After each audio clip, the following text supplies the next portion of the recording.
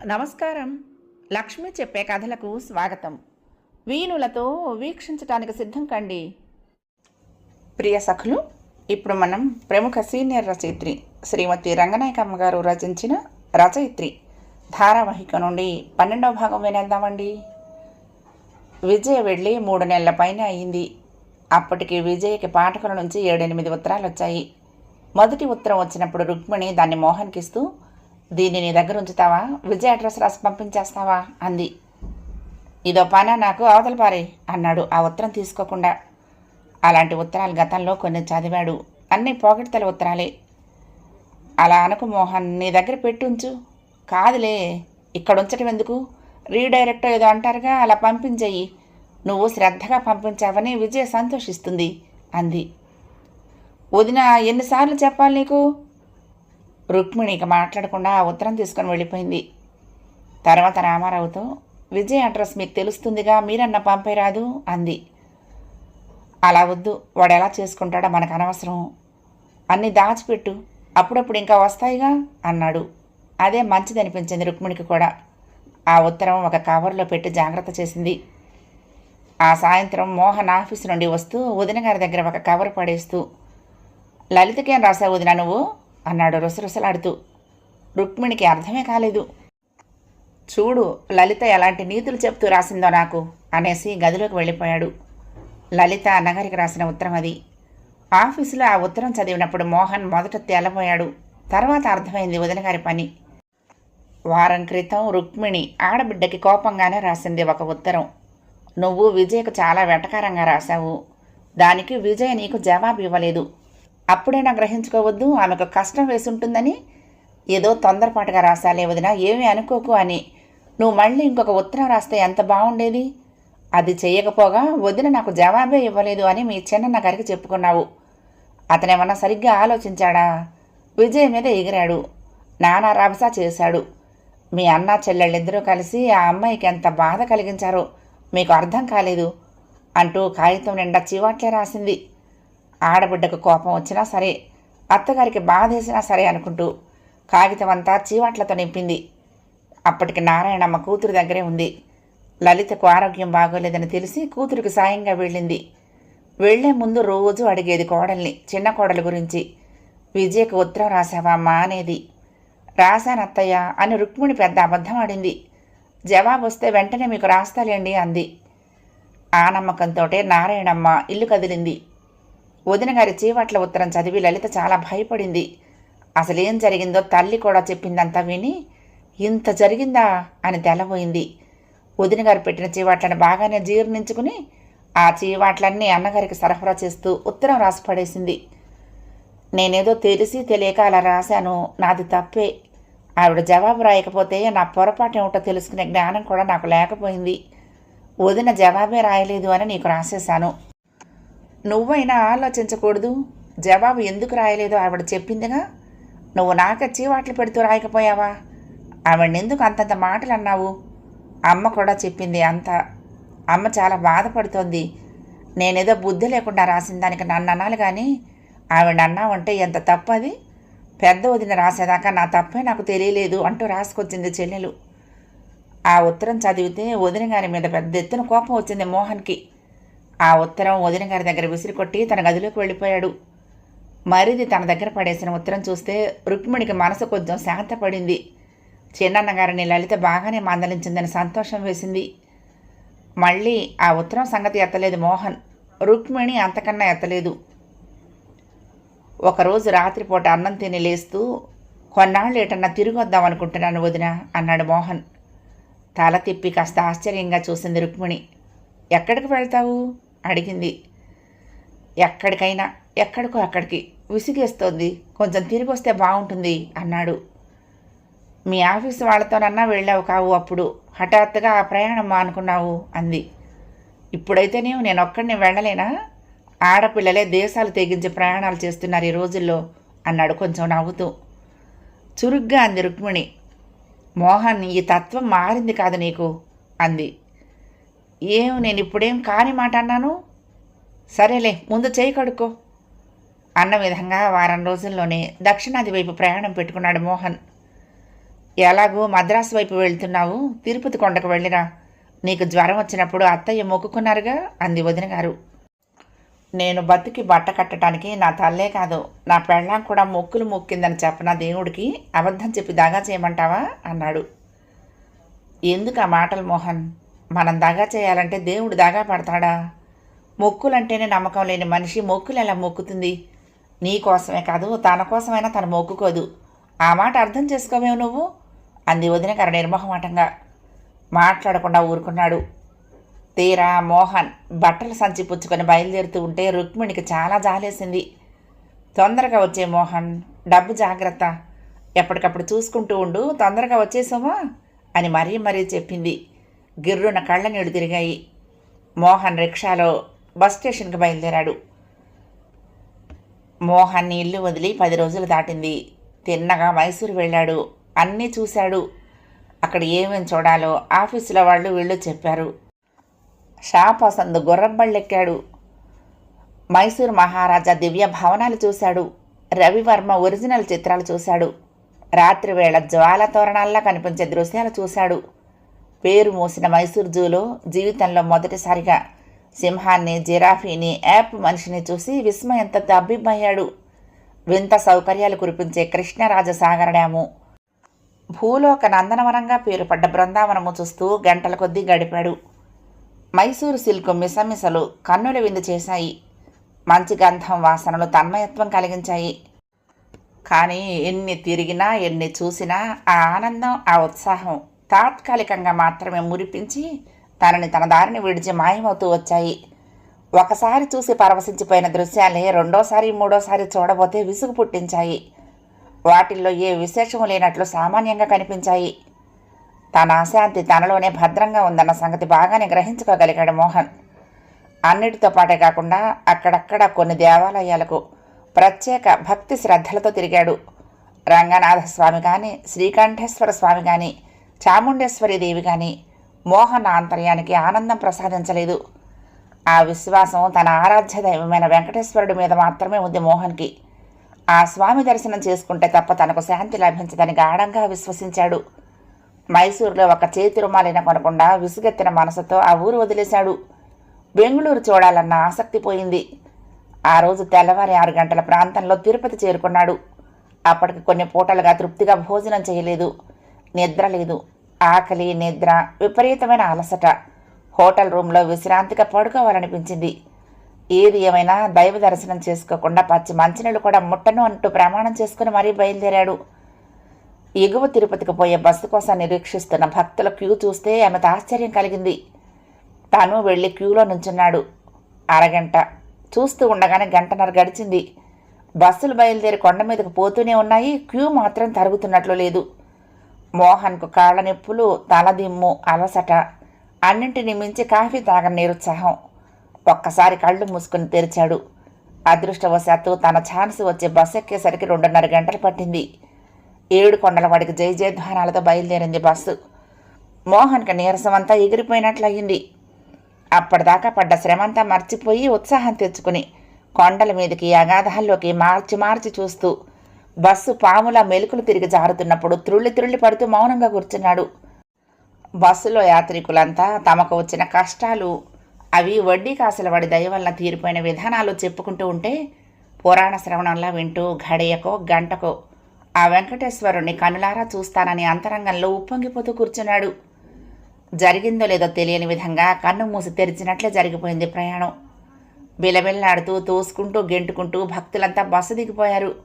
Leather బ్యాగులో జత బట్టలు, పర్సు తప్పితే ఏమీ తెచ్చుకోలేదు మోహన్. అందరితో పాటే కోనేటికి దారి తీశాడు. జనంలో నుంచి తప్పుకుంటూ వెళ్ళి ఒక మెట్టు మీద నుంచున్నాడు. 15 నిమిషాలు అలా నించున్నాడు. ఆదిలోనే హంసపాదిలాగా కోనేటి నీళ్లని, అక్కడ దృశ్యాలని చూస్తూ ఉంటే ఏవగింపు కలిగింది. నీరు పచ్చగా పసర్లు కక్కుతూ నాచుమయంగా ఉంది. చుట్టూ రాతి కట్టుతూ ఆ నీటిలో చిటికెన వేలు ముంచినా ఎంతో అనారోగ్యం చుట్టుకుంటుందేమోనన్న శంక కలిగింది. అదేమీ లెక్క చేయకుండానే వందలాది జనం ఆ నీటిలో తడిసి మునిగి పవిత్రులు కావటానికి తహతహలాడుతున్నారు. కొత్తగా వస్తున్న వాళ్ళు కోనేట్లోకి దిగుతూ ఉంటే తడిమొట్టల వాళ్ళు దారి పొడుగున నీళ్లు కార్చుకుంటూ పైకి వస్తున్నారు. వయసులో ఉన్నవాళ్ళు, ఆడ మగ, చిన్న పెద్ద అన్న తేడా లేదు. మిస్టర్, మీరు స్నానం చేయరు అంటూ పలకరించాడు ఒక వ్యక్తి. తన వయసు వ్యక్తి చనువుగా పలకరిస్తే కొంత పరధ్యానం వదిలించుకొని బట్టలతోటే కోనేట్లోకి దిగాడు మోహన్. చీడీల చివర నిలబడ్డ బ్రాహ్మణుడు మోహన్ నెత్తిన 4 చెంబులు నీళ్లు గుమ్మరించి వెంటనే ఓ పావలా పుచ్చుకున్నాడు. 5 పైసలు ఇస్తే సరిపోయేదానికి ఎందుకండి పావలా ఇచ్చేశారా బ్రాహ్మడికి అన్నాడు నీళ్లలో పక్కనున్న వ్యక్తి. పోనీలిద్దరూ దేవుడి కార్యంలో బేరాలేమిటి, సంతోషంగా ఇస్తాము పుచ్చుకుంటారు అన్నాడు. మోహన్ ఏదో అనబోయి ఊరుకున్నాడు. మీ పేరేమిటి అడిగాడు అతను. మోహన్. నా పేరు శేషాచలవలండి అనేసి అతను చూస్తూ ఉండగానే నీళ్లను కీలుక్కుంటూ 4-5 గజాల దూరం పోయి దోసెడు నీళ్లు తీసి ఓ పడుచు పిల్ల మీద చెమ్మాడు. ఆ పిల్ల ఇతన్ని వారకంట చూసి నవ్వి నీళ్లల్లో ఒంటి కట్టుకుపోయిన బట్ట సర్దుకుంటున్నట్లు అభినయించింది. తను దోసెడు నీళ్లు తీసి దూరంగా చిలికింది. మోహన్ మొహం చిట్లించుకుంటూ బుడుంగును మినిగాడు. నీళ్లలో నుంచి బయటకు వచ్చి బట్టలు మార్చుకొని టవల్ భుజం మీద వేసుకొని బయలుదేరాడు. రేకుల షెడ్లలో భక్తులు కిటకిటలాడుతూ ఇసుక వేస్తే రాలదన్నట్లుగా కిక్కిరిసి గోలగోలగా మాట్లాడుకుంటూ దైవ దర్శనం కోసం ఎదురుతెన్నులు చూస్తున్నారు. క్యూలో వాళ్ళు క్యూలో ఉన్నారు. అలాంటి జనసమర్థాన్ని జీవితంలో చూడలేదు మోహన్. ఆడ మగ, చిన్న పెద్ద, ముసలి పడుచు, రోగం రొస్టు అన్న వివక్షత ఏమీ లేదు. సర్వకాల సర్వావస్థల వాళ్ళు ఉన్నారు.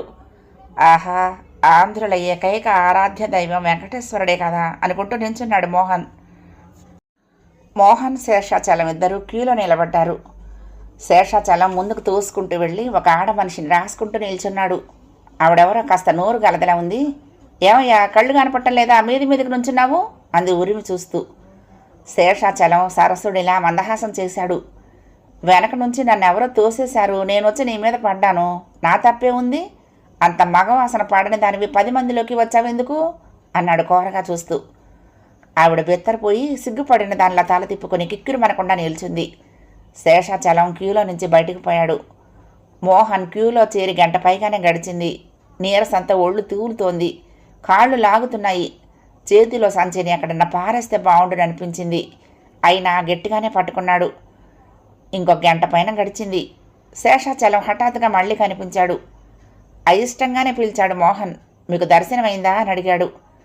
అయిందిలేండి, పూజారి ఒకైన మావాడే, నేను చాలాసార్లు వస్తూనే ఉంటాను. మా బామ్మరిది ఒకడు వచ్చాడని తెలిసి వెతుకుతున్నాను అన్నాడు క్యూ పొడుగునా చూస్తూ. నీరసంతో అసహనంగా అడిగాడు మోహన్. ఇంకా ఎప్పటికవుతుందండి మాకు అన్నాడు. నా మాట వినండి, ఇలా అయితే మిట్ట మధ్యాహ్నాన్ని కూడా కాదు. టిక్కెట్ కొనకపోతే మానే 2 రూపాయలు ఎవరి చేతుల్లోనైనా పెడితే పక్కదారి నుంచి తీసుకుపోతాడు. నా వెంట రండి, చూపిస్తాను. కదల్లేదు మోహన్. అంతరాత్మ అభ్యంతరం చెప్పింది. నెమ్మదిగా అన్నాడు. పర్వాలేదులేండి, అందరితో పాటే నేనును దర్శనం చేసుకోకుండా వెళ్ళను కదా అన్నాడు. వెర్రివాణ్ణి చూసినట్లు చూసి కదిలిపోయాడు శేషాచలం. ఇంకో గంట పైన గడిచింది. ధర్మ దర్శనాలు ఆగిపోయాయని అంతా అనుకుంటూ ఉంటే విన్నాడు. ఎవరో మంత్రి గారు కుటుంబ సహితంగా వచ్చాడట. ఆయన కొత్తగా మంత్రి అయ్యాడట. మంత్రి అయ్యాకే కొడుక్కి మంచి ఆస్తి గల వారి పిల్లని పెళ్లి చేశాడట. కూతురికి మెడిసిన్లో సీటు తెప్పించాడట. నిజాలో అబద్ధాలో పక్కవాళ్ళు అనుకుంటూ ఉంటే విన్నాడు. ఆ మంత్రి గారు స్పెషల్గా తన పేర, భార్య పేర, కొడుకు పేర, కోడలి పేర పూజలవి చేయిస్తున్నాడట. మళ్ళీ అర్జెంటుగా వెళ్ళిపోవాలట. అందుకని కాసేపు యాత్రికుల దర్శనాలు అవి ఆపు చేశారు. అదే విషయం. అరగంట గడిచింది. మోహన్ విసుగ్గా క్యూలో నుంచి బయటపడి ఓ గోడవార చతికిలపడ్డాడు. అరటి తొక్కలు, కిళ్ళి ఉమ్ములు, సిగరెట్టు మొక్కలు, తడికాళ్ల బురద, నానా గలీజుగా ఉందా చోటు. ముష్టివాళ్ళు తప్ప అలాంటి చోట ఎవరూ కూర్చోలేరు. కానీ మోహన్ కూర్చుండిపోయాడు. ఒళ్ళు కంపిస్తోంది. గాలి పీల్చటం భారం అయిపోతోంది. గత రాత్రంతా మైసూరు నుంచి ప్రయాణం, ఆకలి, అలసట. భక్తులంతా ఎక్కడి వాళ్ళక్కడ ఆ నేల మీద చతికిలపడ్డారు. ఏమండి, ఆ మంత్రి గారు ఇంకా వెళ్ళలేదా అన్నాడు మోహన్ ఎదురుగా నుంచున్న పెద్ద మనిషి వైపు చూస్తూ. ఆయన వెళ్ళిపోయారులేండి, టైం అయిపోయిందిగా, గర్భగుడి మూసేశారు చెప్పాడాయన. మళ్ళీ ఎప్పుడు తీస్తారండి ఆతృతగా అడిగాడు మోహన్. సరిగ్గా తెలియదండి, మధ్యాహ్నం 3ంటికేమో. పూజార్ల భోజనాలు విశ్రాంతులు అవ్వాలిగా. ఇది మరీ బాగుంది, మనం ఇక్కడ పచ్చి మంచినీళ్ళు మింగకుండా చావటం లేదు అన్నాడు మోహన్. మనకు ఇబ్బంది ఇవాళకి, వాళ్ళకు రోజు ఉండేదే కదండి అన్నాడాయన. అలా అయితే పూజార్లను డ్యూటీల ప్రకారం వేసి 24 గంటలు దర్శనం ఇప్పించాలి కానీ వాళ్లే హాయిగా తిని అరిగించుకున్నాక వస్తామంటే ఎలాగా కస్సుమన్నాడు మోహన్. ఏమో మనకేం తెలుసండి అని పక్కకు తప్పుకున్నాడు ఆ మనిషి. పక్కన నించున్న మరొక పెద్ద మనిషి, మీరు పచ్చి మంచినీళ్ళు కూడా తాగలేదన్నారు, కాఫీ తాగకపోయారా? ఈ రోజుల్లో ఎవరు పాటిస్తున్నారండి ఈ నియమాలన్నీ అన్నాడు. చిర్రెత్తుకొచ్చింది మోహన్కి. నేను పాటిస్తున్నానండి అందామనుకున్నాడు, కానీ ఊరుకున్నాడు. నిజానికి వాళ్ళ అమ్మ కూడా కాఫీ తాగి పొద్దున్న టిఫిన్లు కూడా తిని తర్వాతే స్నానం చేసి పూజ చేసుకోవటం మోహన్కి బాగా తెలుసు. అయినా తను వేరు, తన భక్తి వేరు. తను దైవ దర్శనం చేసుకుంటే తప్ప ఏమీ ముట్టుకోరాదనుకున్నాడు. అంతే, తిరుగులేదు. చాలామంది జట్లుగా హోటళ్ళకేసిపోతున్నారు, వస్తున్నారు. కొంతమంది దర్శనం కాకుండానే ప్రసాదాలు కొనుక్కు తింటున్నారు. కొంతమంది అన్నం పొట్లాలు తెచ్చుకున్నారు. చంటివాడికి పాలు దొరికేలా లేవు. ఉసే పిల్ల అటెళ్ళకే, మందలో కలిసిపోతావు. అబ్బా, నేను కూర్చోలేకపోతున్నాను, కాస్త చోటు దొరికితే బాగుండును, పడుకుందును. కొండ దిగిపోయేసరికి సినిమా అందుతుందా? భగవంతుడా, నువ్వు కనిపించేలా లేవు. ఏమండోయ్, ఇలా రండి, మళ్ళీ ఓ చెంబుడు నీళ్లు తెచ్చిపెట్టండి. గోలగోలగా ఉంది జనంలో. ఎవరో పిల్లాడు గుక్కపట్టి ఏడుస్తున్నాడు. మధ్యాహ్నం 2 గంటలు దాటింది. హేడు కొండలవాడా అంటూ చతికిలబడింది ఎవరో ముసలమ్మ మోహన్ పక్కన. మోహన్ని పరకాయించి చూసింది. మా కుర్రాడేమోననుకుని ప్రాణాలు లేచి వచ్చాయి బాబు. ఇట్టాగే ఎక్కడో తాగి కూర్చుని ఉంటాడు అంది నిరాశతో నిట్టూరుస్తూ. ఎర్రగా చూశాడు మోహన్. నేనేం తాగలేదు, ఏమిటి వాగుతున్నావు అన్నాడు. అయ్యో నాయనా, నిన్ను కాదు బాబు, నా కొడుకు మాట అంటూ నెత్తి మీద చేతులు పెట్టి కూర్చుంది. పొద్దున్న నన్ను ఇక్కడికి పంపి సిట్టుకలో మాయమయ్యాడు. 10 రూపాయలు పట్టుకుపోయాడు. ఎక్కడ తాగి తందనాలాడుతున్నాడో. ఆడికి వివరం వస్తుందా రాదా అని దేవుణ్ణి అడిగేద్దామని వచ్చాను బాబు. సేకటి నుంచి కూడు లేదు, పావల డబ్బులు దగ్గర లేవు. ప్రాణం పోయేలాగుంది. ఎదవ బిడ్డని కన్నాను, ఎదవ బిడ్డని. మొగముండా కొడుకని మురిసి మొక్కలయ్యా. కొడుకు పుడితే నరకం నుంచి తప్పిస్తాడంటారు కానీ నా కొడుకు యమ నరకంలోకి ప్రాణాలతోటే తోసేసేలాగున్నాడు దేవుడో అంటూ ఏడవటం మొదలుపెట్టింది. విస్మయంగా చూశాడు మోహన్. పల్లెటూరి మనిషిలా ఉంది, రవిక లేదు, వయసు మళ్ళీపోయింది. కొడుకుని మగబిడ్డని కన్నందుకు దుఃఖపడుతున్న తల్లిని చూడగలిగాడు తను. తన అంతరాత్మే తనను అపహసిస్తున్నట్లు తోచింది. మగ పుటకల మీద నీ సెంటిమెంట్స్ గురించి ఇప్పుడేం చేస్తావు అంటూ నిలదీస్తున్నట్లు అనిపించింది. పర్సులో నుంచి 1 రూపాయి తీశాడు సంకోచిస్తూనే. ఇది తీసుకుంటావా మా అమ్మ అన్నాడు. ఏడవటం మాని ఆశ్చర్యంతో తల మొనకలైంది ముసలమ్మ. నాకేనా బాబు అంది. అవును మా అమ్మ, తీసుకో, తిండి తిను, నీ కొడుకు లాంటి వాడినే అనుకో అన్నాడు. సి ఆ ఎదవతో పోల్చుక మాకు బాబు, పుట్టగదులుండవు అని చేదరించుకుంటూ రూపాయి అందుకుని లేచింది. తర్వాత అన్నం పొట్ల తెచ్చుకుని తింది. చల్లని తండ్రివి, నీ కడుపు బంగారంగాను అంటూ దీవెనలు పలికింది. బిలబిల్లాడుతూ లేచారు జనం. ఎవరో సినిమా తారొచ్చిందట గుడికి. తర్వాత గర్భగుడి తలుపులు తీశారు. మళ్ళీ నీరసంగా లేచి సంచి పట్టుకుని క్యూలోకి వెళ్ళి నుంచున్నాడు. సినిమా తార క్యూ పక్క నుంచే ముసిముసి నవ్వులతో నడుచుకుంటూ వెళ్ళింది. ఎవరో ఎక్స్ట్రా, పేరు గుర్తు రాలేదు. గుర్తురాని పేరు కోసం సతమతమయ్యాడు కాసేపు. హీరోయిన్ కావాలని మొక్కుకుంటుందేమో. సాక్షాత్తు వెంకటేశ్వరుడే ఫిల్మ్ ప్రొడ్యూసర్ అయినా ఆ ఛాన్స్ ఇవ్వలేడు అనుకున్నాడు. సినిమా తార కనుమరుగైపోగానే జనంలో ఉత్సాహం పోయింది. క్యూ కొలతలు వేస్తూ నించున్నారు అందరూ. స్పెషల్ దర్శనాలు అవుతున్నాయన్నారు. 2 గంటలు గడిచినా ధర్మ దర్శనాల క్యూ కదలలేదు. మోహన్ నీరసానికి తట్టుకోలేని స్థితిలో ఇక నిలబడలేక క్యూలో నుంచి బయటకు వచ్చేశాడు. నిజంగా తను దేవుణ్ణి చూడగలడయ్యేవాళ్ళ ఏమో. అది వెంకటేశ్వరుడి చిత్తం, 7 కొండలవాడి దయ. నిర్లిప్తంగా కూర్చున్నాడు. గంటలు గడుస్తున్నాయి. సాయంత్రం కావచ్చింది. బాబు, నువ్వు దర్శనం చేసుకోవు అంటూ వెతుక్కుంటూ వచ్చింది ముసలమ్మ. పద నాయన వెళ్దాం, కాస్తంత తేరిపోయింది అంది. ఉస్సురంటూ లేచాడు మోహన్. కాళ్ళు తడబడుతున్నాయి, కళ్ళు తిరుగుతున్నాయి. కళ్ళ ఎదుట లోకం తిరుగుతోంది. అయినా చిత్రమైన ఆవేశం వచ్చింది. తను వెంకటేశ్వరుని చూస్తాడు, దేవుణ్ణి చూస్తాడు. మంత్రముగ్ధుళ్లా తోసుకు వెళ్ళాడు. సంచిలోంచి కొబ్బరికాయ తీసి చేతిలో పట్టుకున్నాడు. గర్భగుడి ముందు తూలి పడబోయి నిలదొక్కున్నాడు. తన ఆరాధ్య దైవం 7 కొండలవాడి విగ్రహం కేసి తహతహలాడుతూ ఒళ్ళంతా కళ్ళు చేసుకుని చూశాడు. మిరుమిట్లు గొలిపై కళ్ళు. చట్టుకున్న కళ్ళు మూసేసుకున్నాడు. క్యూ కదులుతూనే ఉంది. క్యూలో మోహన్ నడుస్తూనే ఉన్నాడు. చేతిలో కొబ్బరికాయ చేతిలోనే ఉండిపోయింది. పూజారి శటకోపం నెత్తి మీద పెట్టడం తెలిసింది. ఆ ద్వారంలో జొరబడి ఈ ద్వారంలో నుంచి బయటకు వచ్చేశాడు అందరితో పాటు. ఏమిటిది? తను దేవుణ్ణి చూశాడా? నిజంగా తనకు దైవ దర్శనం అయిందా? ఏదో విగ్రహం, అమ్మ పూజ చేసే విగ్రహం లాంటిదే. 2 చేతుల్లోనూ దేదీప్యమానంగా ప్రకాశిస్తున్న శంఖు చక్రాలు, అలాగే కాంతులు విరజిమ్ముతున్న కిరీటం, ఒంటి నిండా ఆభరణాలు. ఆ ఒక్క చూపులోనూ ఆ దృశ్యం కళ్ళల్లో మిగిలింది. ఇందుకేనా తను గంటల కొద్దీ నిరీక్షించాడు? నడవేందయ్యా, నించుని నిద్రపోతున్నావేంటి? వెనక నుంచి తొకసారెవరు చప్పున తప్పుకుని పక్కకు వెళ్ళాడు. దర్శనం అయినట్లే. తిరుపతి రావటం, చిమ్మ చీకటి నుంచి అవస్థలు పడి వెంకటేశ్వరుని చూడటం అయిపోయింది. తలపోటుతో సతమతమవుతూ తూలుతూ నడక సాగించాడు. చేతిలో కొబ్బరికాయ ఎవరికో ఇచ్చేశాడు. సంచి భుజానికి తగిలించుకున్నాడు. బస్సు ఎక్కాడు. దిగువ తిరుపతిలో దిగాడు. హోటల్ చేరాడు. 2 కప్పులు వేడివేడి కాఫీ తాగాడు. రూములోకి పోయి మంచం మీద వాలిపోయాడు. అర్ధరాత్రి 2 దాటింది. మెలకు వచ్చింది. తన ఒళ్ళు తనకే వేడితో మండుతున్నట్లు తోచి మెడ కింద చేయి పెట్టుకుని చూసుకున్నాడు. జ్వరమే అది. ఒళ్ళంతా భరించలేని నొప్పులు. మూలుగుతూనే పడుకున్నాడు. తెల్లవారింది. బాయ్ వచ్చాడు. అబ్బాయి, నేను కిందకి రాలేను, డాక్టర్ ఎవరైనా వస్తాడా? మేనేజర్తో చెప్పు పిలిపించమని అంటూ కళ్ళు మూసుకున్నాడు.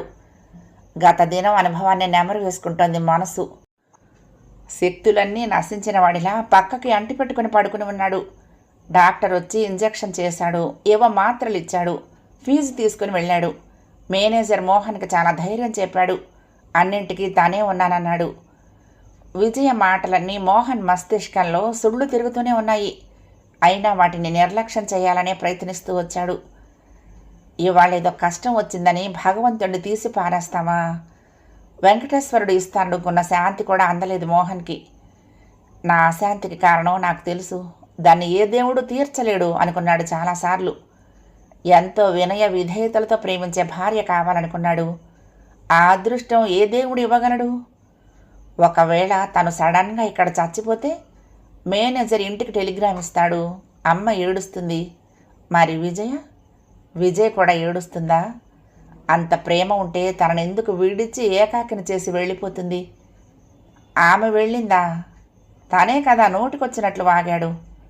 తను తప్పే చేశాడేమో, నచ్చ చెప్పకూడదా? తను రచయిత్రి కదా, తన తెలివితేటలతో భర్తని మార్చుకోకూడదు? అయినా తను కూడా చాలా తొందరపాటుగానే ప్రవర్తించాడు. అంతరాత్మని ఎలా మభ్యపెట్టగలడు? తొందర ఏమిటి పెద్ద? మాటకు మాట చెప్పే పెళ్ళాన్ని నోరుమూయ మనకపోతే ఇంకేమనాలి? అంత చిన్న మాటగా ఇంత పంతం. అన్నయ్య వదిన్ని ఎన్నిసార్లు అంటాడు. ఆ తర్వాత క్షమాపణలు చెప్పాడా వదినికి? తనైతే పాదాలు పట్టుకొని చెప్పాలట క్షమాపణ. అసలు వదిన దగ్గరే ఉంది తప్పంతా. తను అసలు ఇలాంటి మనిషిని వద్దని అనుకున్నాడు. వదినే తన మెడలు వంచింది. సాయంత్రానికి టెంపరేచర్ తగ్గింది. మర్నాడు చారు నీళ్లతో పథ్యంగానే అన్నం పంపించాడు మేనేజర్. ఒక్కరోజు మాత్రం తిరుపతిలో ఉండి మహాబలిపురం వెళ్లాలన్న ఉద్దేశం మార్చుకుని మద్రాసు బయలుదేరాడు. మోహన్ ఎక్కిన కంపార్ట్మెంట్లో 7-8 మంది కాలేజీ కుర్రాళ్ళు ఉన్నారు. వాళ్ళంతా తిరుపతి నుంచి వస్తున్న వాళ్లే. ఒక్కడికి తప్ప అందరికీ గుళ్ళే. గుండు లేని జుట్టు కుర్రాడు దుప్పటి పై బెర్తు మీద పరుచుకొని ఎక్కి కూర్చున్నాడు. వెధవ ప్రయాణం, చచ్చాన్రా బాబు, ఇంత వరస్ట్గా ఉంటుందని తెలిస్తే మీతో చచ్చినా రాకపోదును అంటూ బెర్త్ మీద వాలాడు. అంతకు ముందే కొన్న పత్రిక తెరిచాడు. కింద నుంచి ఒక స్టూడెంట్ కోపంగా, ఒరే సుబ్బిగా, నీ వెధవ నాస్తిక వాగుడితో మాకు పుణ్యం దక్కనిచ్చారా లేవు. ఇంత కష్టపడి వెళ్ళొచ్చాక వెధవ పశ్చాత్తాపాలు నువ్వును అని అరిచాడు. నోరు ముయ్యబోయ్, నీకు మహాపుణ్యం వచ్చేస్తుందిలే. భయం దేవుడి మీద, భక్తి అమ్మాయిల మీద కాదా? ఎవడికి తెలియదు అనుకున్నావు? ఓ టెంకాయ కొట్టి నమస్కారం పెట్టేస్తే పుణ్యం వచ్చేస్తుంది అనుకున్నావు కాబోలు. పిచ్చి తండ్రి, ఆలోచించడం తెలియకపోతే అనురాధ రైటింగ్స్ చదువు, నీ మెదడుకి మేత దొరుకుతుంది అన్నాడు ఆ కుర్రాడు. మోహన్ నిర్ఘాంతపోతూ వాళ్ళ మాటలకేసే ధ్యానం మళ్లించాడు. ఆవిడ నీలాగా దేవుడే లేడని ఎక్కడ రాయలేదు, నీకంటే బాగానే చదివాను అన్నాడు కింద నుంచి ఆ కుర్రాడు. చదివావు, పురాణ పఠనంలాగా చదివితే కాదు. చెప్పు, నిన్న నువ్వు మొక్కు తీర్చుకున్నావు, ఇంకోవైపు అమ్మాయిల కొంగులులాగి చేతుల్లోకి అల్లరి పెట్టావు. నీ పూజలు చూసే దేవుడు నువ్వు చేసే వెధవ పనులు చూడడా అన్నాడు. 7 సవల నోరు ముద్దు అంటూ తగ్గిపోయాడు కిందవాడు. కుర్రాళ్ళంతా చప్పట్లు కొట్టి నవ్వుకున్నారు.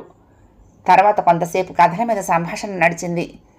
ఆ రచయిత నాకిష్టం, ఈ రచయిత్రి నాకిష్టం అని చెప్పుకున్నారు. అనురాధ ఈ మధ్య ఏమి రాస్తున్నట్టు లేదే అన్నాడు ఒక కుర్రాడు. పెళ్ళైందిట, బహుశా ఆ మూడ్లో ఉండుంటుంది అన్నాడు ఒకడు. ఆహా, ఎవరా అదృష్టవంతుడు? బెర్త్ మీద కుర్రాడు కిందికి చూస్తూ నవ్వుతూ అడిగాడు.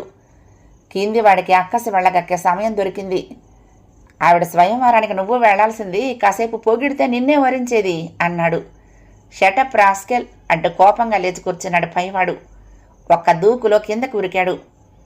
ఆవిడ విషయంలో నువ్వు మళ్ళీ ఇంత సిల్లీగా మాట్లాడామంటే టాలరేట్ చెయ్యను అన్నాడు. అబ్బబ్బా, తన్నుకు చావకండర్రా, ఎందుకు వచ్చిన గొడవ అంటూ సముదాయించారు మధ్యవాళ్ళు. పైనుంచి దిగిన కుర్రాడు మోహన్ పక్కనే కూర్చున్నాడు.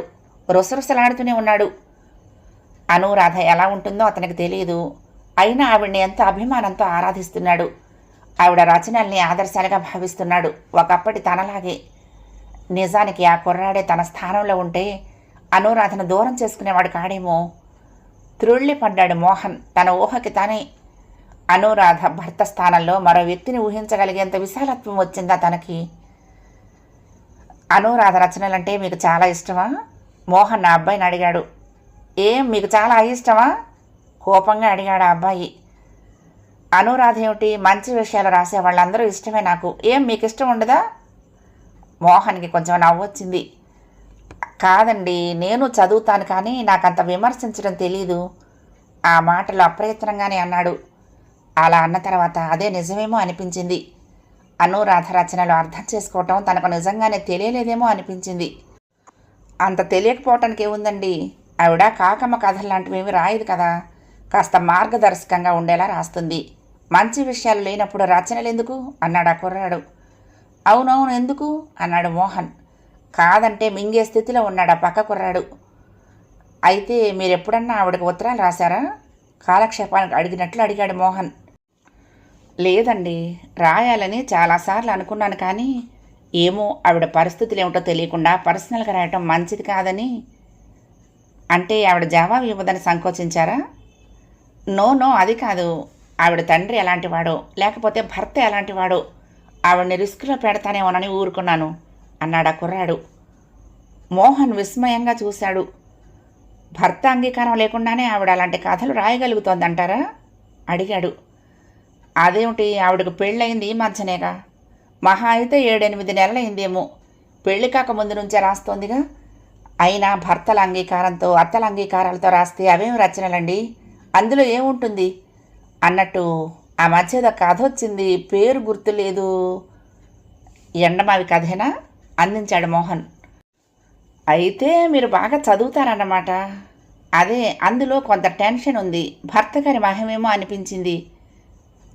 ఆవిడ భర్తనే ఎందుకు అనాలి? ప్రతి మగవాడు భర్తే కదా.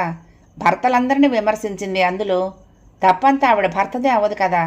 ఎన్ని ఏళ్లలో భర్తలను చూసిందో ఆవిడ అన్నాడు మోహన్.